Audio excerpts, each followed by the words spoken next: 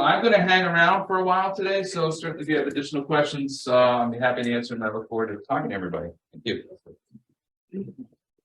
Yeah.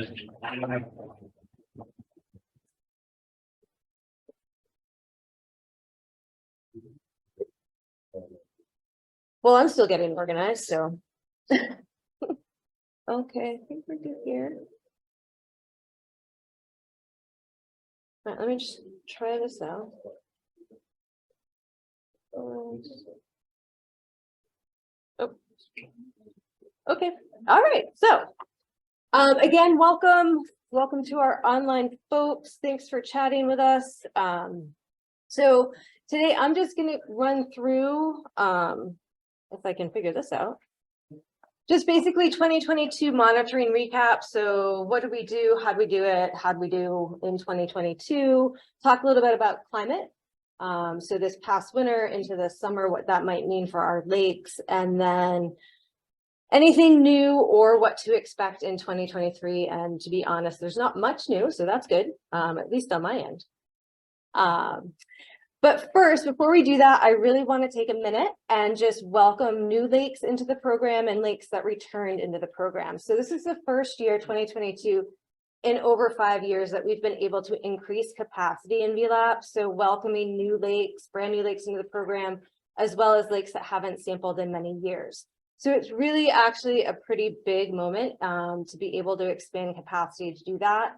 And in 2023, we already have another 2 new lakes signed up and 2 others that are returning back into the program. So it's really quite an amazing thing that we can do that. We hope to build this capacity to add more into the future. So I have a wait list of lakes, and literally some of these lakes are on that wait list. So if you do know people that are interested or lakes that are interested, they first go on the wait list. And then we sort of filter through that wait list to add them. So welcome to our new lakes and returning lakes. So with the addition of those lakes and people returning, so every year we have, we have lakes that can't sample or lakes that can. So we have people coming in and out, but for the most part, we're hovering around that 175 mark of lakes participating in the program. So it's a pretty impressive mark. Especially because we do monthly monitoring at these lakes. So all of these lakes do somewhat at least monthly monitoring, which ends up meaning that we get close to 450 sampling beds at these lakes in a normal year. So in 2022, we were back up almost to that 450 number like we were before the pandemic. In 2022, if you didn't realize, we really ramped up biologist visits. So our normal biologist visit numbers are about 120, and we visited 145 lakes last summer in person, which is all but about 30 of the lakes in the program, which is a pretty impressive feat considering the number of staff that we have to do it and the time frame of which we have to fit that in. So we're talking, mid to late May through mid-September. And with that said, I'd like to just put a plug into my dream team, which I now have to go back. Oh, there we go, forward. So I really could not have survived last summer without my dream team. And I told them they were my dream team almost every week. Can't believe what they did and how they did it, and all the work that they got done, the volume of work that they accomplished. So Pace and Danielle and Kira, they were my summer interns, and they literally made everything work. They went out on the lakes with you, they ran the lab, they processed data, they analyzed samples, and then they reported data back to you. So they were amazing. I'm lucky enough that I have Payson and Danielle come back. I didn't scare them away last summer, which is really exciting. I promised them this summer would be a little bit lighter, it would be a little easier for them, and they were just like, okay. So back they come. Kira's not going to join us this summer, but we have Liam that's stepping in, and so you guys should all meet if you haven't already met Pace and Danielle, and we're going to welcome Liam on board. So we're excited to get this summer started. What's going on with the Eagle Bloom? Oh, so that is our annual selfie competition for the interns. So if you're not, so Dave organizes that, and our interns submit selfies, and at the end of the year we vote. So we get to vote on them and choose the best one or our favorites, and then they get some prizes. So it's got sort of some incentive to take some photos and have fun out in the field. So that's a volunteer, as you can tell. Is Dave here today? I thought he was signed up, but online. And so that's Danielle and Dave getting attacked by an eagle.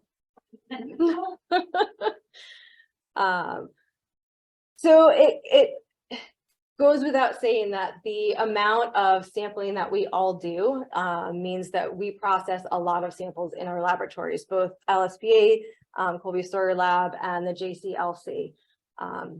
So I think together combined, we probably process over 3,000 samples in the summer. And we generate over 15,000 individual sample results. And that number generally fluctuates right around that 15,000 mark, but it's steadily increasing as we add parameters, as we add stations. Last year was a little bit lower because, believe it or not, when we have drought conditions and we don't sample our tributaries a lot, those numbers fluctuate up and down based on that as well. So question we get a lot is, what do we do with all of this information, all the data that's collected? And I think we talked about that a little bit already today, but as you know, we look at data on an individual lake basis. So we try to assess current conditions on your lakes and ponds, as well as look at long-term trends over time. We do that on an individual lake basis. So we report back to you every year what your lake is looking like, what the trends are, and how it fared in that current year. But then we also combine that data and we get a good idea of the state of the lakes in New Hampshire, which it wouldn't be possible without the information that you're collecting.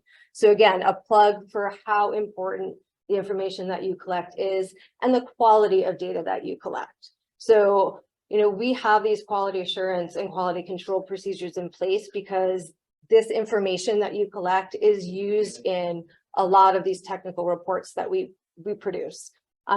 It's used to assess our lakes for EPA, so both federal and state reporting levels. So we look at trends. 95% of the VLAP lakes that participate, we can do trend analysis on. So that means that 95% of the lakes in the program have 10 or more consecutive years of data. So that is actually quite amazing. And it really speaks to the importance of retaining lakes in the program so that we can get to this point where we can do these trend analyses. So 95% of the lakes have been participating for 10 plus years is basically the takeaway from that. And that's actually really pretty impressive. So what does the data tell us on these lakes? So I'm going to start with just like the good news. We'll start there. So 95% of the lakes that we did trend analysis on have stable, improving trends in chlorophyll A, epilimnetic total phosphorus, and epilimnetic pH. So that's the good news.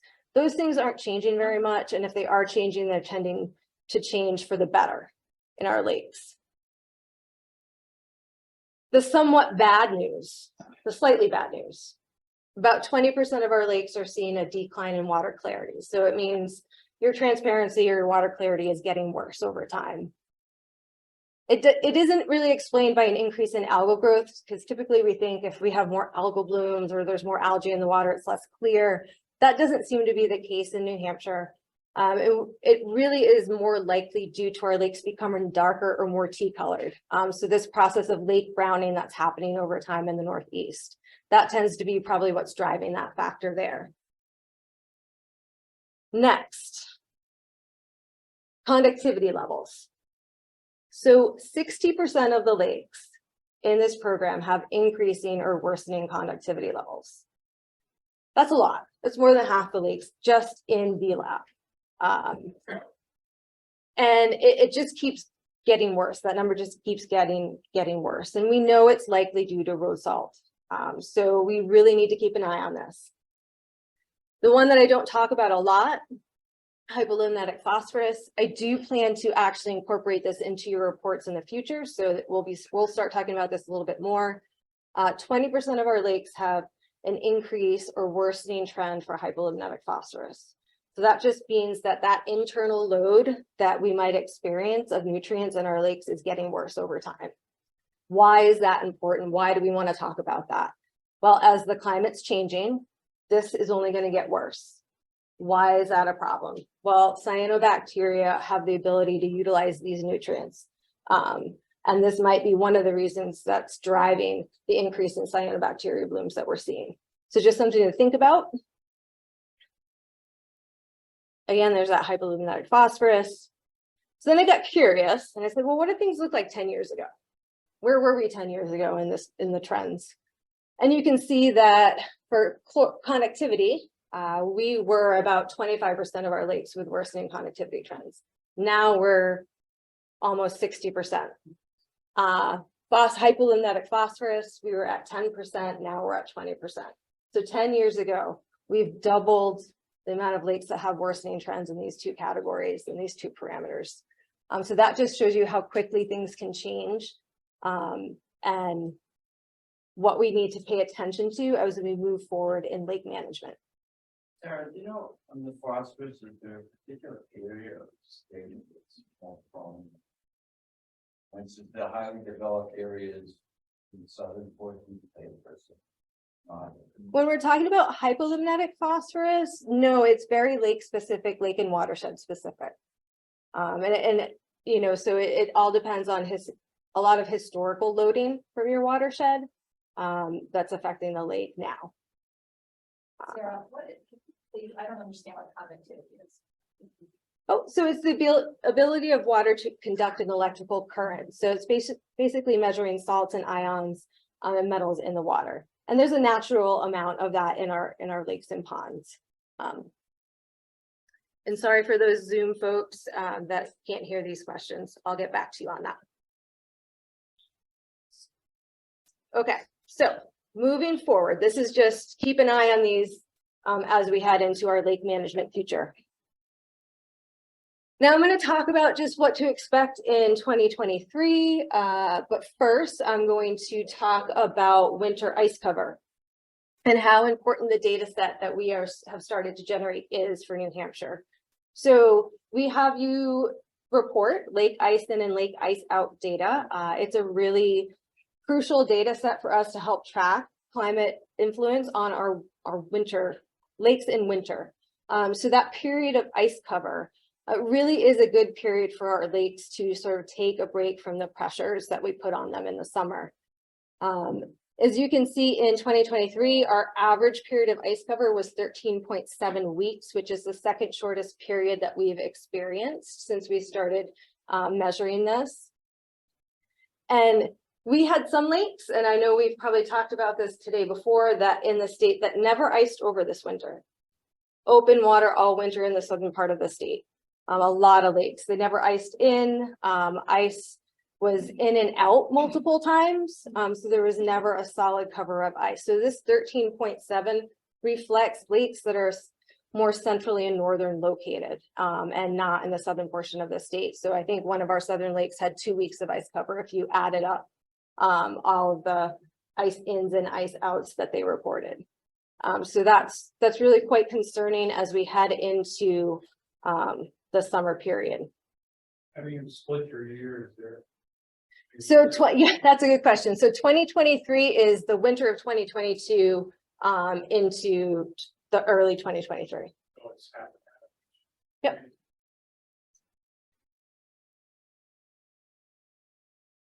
Okay, so let's look at why our lakes didn't ice in as well this winter. So I'm going to start with precipitation first.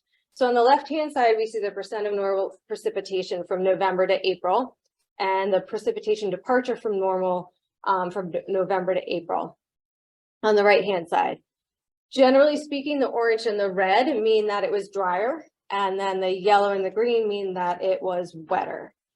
So on average, between November and April, even though we might not think that we had a fairly normal to average to above average amount of precipitation in that period. And a lot of that precipitation didn't fall as snow. it fell as rainfall, particularly in the southern portion of the state. So what does that mean? It was cold, wasn't cold enough for it to fall as snow. So the roads got icy. We had to put a lot of salt down so we're not slipping around, right? So one of the reasons why our salt problem or, is getting worse is that our winters are getting milder. And what about air temperature? So on the left-hand side here, you see the average temperature departure from November to January was between 5 to 7 degrees warmer in 2022 to 2023. And when you look at February to April on the right-hand side here, it's between 1 to 5 degrees warmer. So there's really no surprise in this whole northeast corridor. It's all pink or red, which means warmer. If there was any blue on this map, it would mean that it was colder than normal. So we were way above average in temperatures. So that should really get you thinking. And it goes along with the predictions that we are getting warmer and wetter. There's no question that that's happening over time in the Northeast. It's what climatologists are predicting is going to happen. So we have to be ready for that. Were we ready for our lakes to not ice in this winter? Absolutely not. That was not something that I was prepared for at all. Nor do I think the people that lived on those lakes were prepared for. So what are we looking for in terms of this summer? So NOAA predicts that we are going to see above average temperatures for June, July, August. No surprise there. And I probably shouldn't even, it's probably no surprise that we're going to see above average rainfall, or at least what they're predicting. But we know that we really can't predict these things as well as we think we can. So we really want to say that you're our eyes and ears out there. But what does this all mean? Take the winter period, the spring period, how we're heading into summer. So winter precipitation falling as rainfall means that we're seeing more phosphorus loading into our lakes in the winter time. It's not coming down to snow, it's not sitting there and slowly melting. We're seeing this load in the winter that we're not used to. And then we had those heavy spring rains. So that means that we might see these spring golden brown or diatom blooms in our lakes.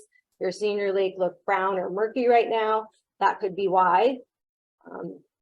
And we may also experience early summer cyanobacteria blooms if the water warms up. So if the water temp warms up fast enough, we could see that. We know ice out was earlier, or lakes had little to no ice cover. So that generally leads to longer growing seasons. So you're probably maybe already starting to see that filamentous algal growth along the shoreline. Don't be surprised if you start to see that earlier. Aquatic plants are starting to pop up sooner. And again, this doesn't bode well for cyanobacteria growth. Warmer water temperatures and earlier ice out means that thermal stratification can set up earlier in our lakes, which means that we have longer periods with which our lakes can experience hypolimnetic anoxia. So that means no oxygen in that hypolimnia, which means that phosphorus in those sediments can get released. So more severe internal loading is a potential. And all of that taken together. Oh, also, there could be less oxygen due to warmer water, and that's more stress on fish during spawning season. So another concern with warmer water temperatures and earlier ice outs is that our fish are getting more stressed. So together, you take longer growing seasons, warmer water temperatures, and an increase in severity of internal loading. What does that point to, Kate? Cyanobacteria, unfortunately. So all things lead to that, but we're hoping that that doesn't happen. I can't predict it. Things are looking that way, but we don't know. So that is all I have for you now. But just to say thank you. Thank you for an amazing 2022 with a lot of hard work. And we're going to get right into 2023. We've already had people sampling and dropping off samples, and we're going to be out there with you soon. So thank you very much. Questions? Yep. Why does warmer temperatures and warm rainfall have a negative impact on dissolved oxygen? Yep. So warmer water holds less dissolved oxygen.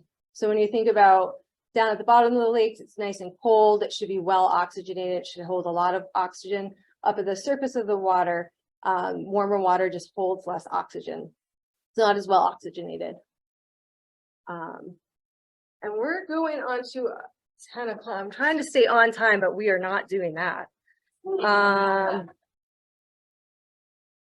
Okay, but I can do this really quick. So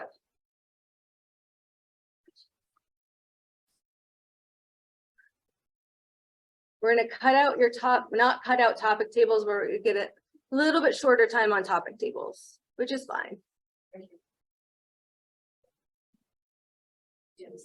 Because I really want to get to our volunteer limnologist and Secchi Disc award. So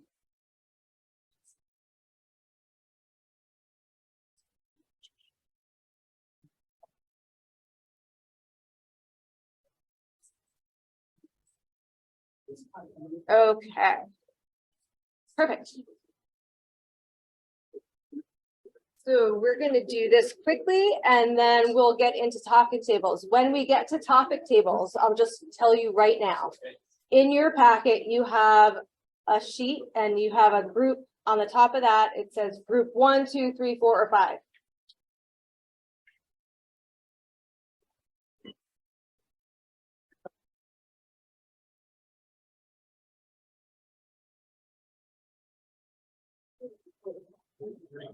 So when we get to that point, and that'll be in probably about 5 to 10 minutes, I'll get us there. And I might shorten that just a tiny bit. But you're going to go to group 1 is going to start at table 1, group 2 at table 2, group 3, table 3, table 4, and table 5. Got it? So when we get to that point and I say topic tables, great. We're going to run to our tables and be ready. Okay, very good. Okay.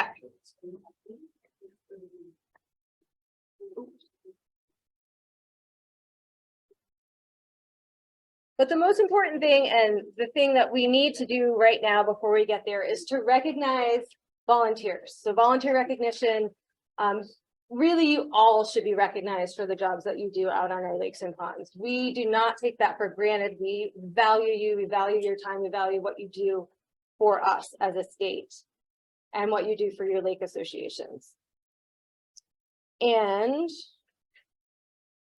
every time that you collect a sample out there, you're doing a weed survey, anything extra that we ask you to do, plankton samples, dissolved oxygen and temperature profiles, you really are performing the role of a limnologist. So every year, we have 2 awards that we give out, the Volunteer Limnologist Award and the Secchi Disc Award. So we're going to start with the Volunteer Limnologist Award.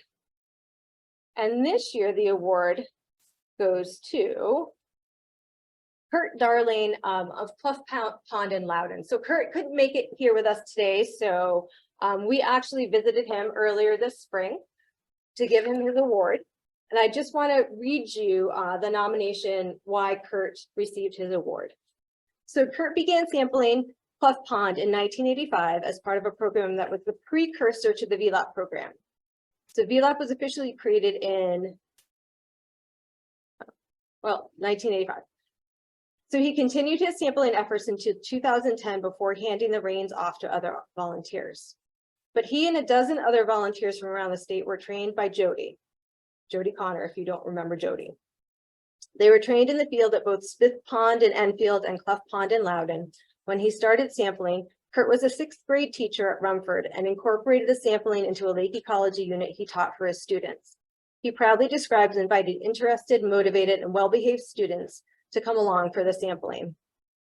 He usually did the sampling all by himself. As we all know, that can be a daunting task given them sometimes uncooperating weather.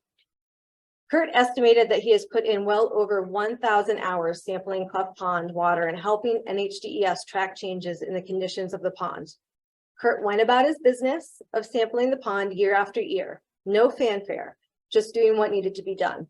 He set a high bar for those of us who are following in his footsteps. Kurt has been a fixture on the pond for many years. Today, Kurt and his wife Laura still live on Clough Pond and still share their combined enthusiasm for the pond. They have always been members of the association and are forever dedicated to its well-being. So thank you, Kurt. So we'll just give Kurt a round of applause.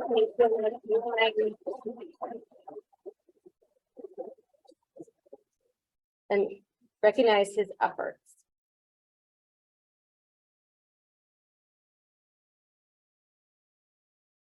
So next up is the Secchi Disc Award. So the Secchi Disc Award is awarded to those volunteers or lake associations that really truly go above and beyond. So not only are they out collecting water samples, but they're involved in weed watching, potentially milfoil management, watershed plan development, really taking the next step in lake management.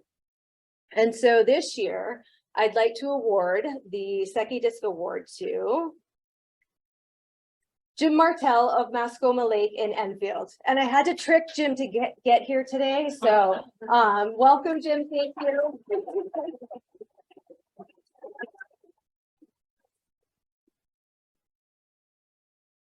So I'm going to read this, and then Jim, if you want to come up, we can get a couple pictures. This is a surprise. I know it is. That's what I like. Thank you. Thank you. Yes. Well, let's hear what we have to say. Okay. So Jim has been a tireless steward of Mascoma Lake's water quality for over 2 decades. His energy, skills, and vision have been critical to the lake's current health and beauty. Jim started his service as an early volunteer with the Weed Watcher program after Eurasian milfoil was identified in 1998. He continues to patrol and report faithfully on his assigned section of the lake every summer. Back in the early days, believing that he could contribute more than watching, he joined the original harvesting team as well. He renewed his scuba certification, completed the requisite plant removal training, and served as a mainstay in our diving crew for 17 years. Thanks to the dedication of volunteers like Jim, milfoil control of Mascoma Lake has been remarkably successful, reducing the annual harvest from a high of 5,454 plants in 2015 to last year's count of 35. Jim knows better than anyone that lake protection is a never-ending commitment. He joined the Mascoma Lake team in 2003, VLAP team in 2003, and became the leader of that effort after the passing of its founding members. For many in the Mascoma Lake community now, Jim Martell is Mr. Water Quality, the go-to source for all things lake water. Whether it's suspected cyanobacteria, a possible septic leak, or maybe just some funny-looking foam, the first impulse for many is ask Jim. At the Mascoma Lake Association's annual summer meetings, his detailed reports on water quality are the highlight. Other presentations are limited to 5 minutes, but Jim gets all the time he needs. The audience hangs on his every word. Thanks to his clear, patient explanation of VLAP findings, people here have come to understand water quality more thoroughly and care more deeply. This will be important for Jim's latest initiative, creating a comprehensive watershed management plan. As he noted in his proposal to the MLA board, effective watershed management includes active participation from stakeholders, along with careful analysis, measurable goals, and follow through on actions.